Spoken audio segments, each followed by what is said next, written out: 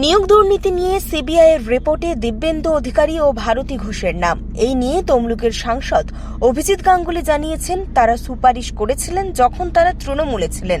তৃণমূলের বহু লোকই এই কাণ্ডটি করেছে, কেননা তৃণমূলের ওপর মহল থেকে বলা হয়েছিল তারা চাকরি বিক্রি করছে।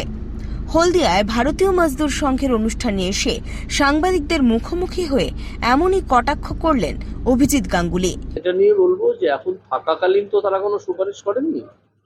তারা সুপারিশটা করেছিলেন যখন তারা তৃণমূলে ছিলেন। তৃণমূলে বহু লোকই এই কাণ্ডটা করেছিল।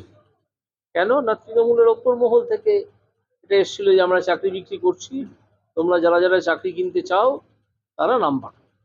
ঠিক আছে, সেটাকে ধরে নিয়ে তারা হয়তো করেছে। অনেকে অস্বীকারও করেছেন যে আমি এরকম কিছু করিনি। তো আমি অস্বীকারের দিকটা এক্ষুনি যাচ্ছি না। প্রাইমা ফেসি যদি আমি ধরেই নিই যে কেউ কেউ করেছিলেন, তাহলে তারা তৃণমূলের নির্দেশেই করেছিলেন। সুতরাং আজকে তৃণমূল বলতে পারে না যে তারা তো আজকে বিজেপিতে আছে। বিজেপিতে থেকে তারা কিছু করেননি। তৃণমূলের থাকাকালীন তারা যদি কিছু করে থাকেন, তাহলে তৃণমূলের থাকাকালীনই করেছে। রঞ্জন মাইতির রিপোর্ট, খবর বিসিবিএস।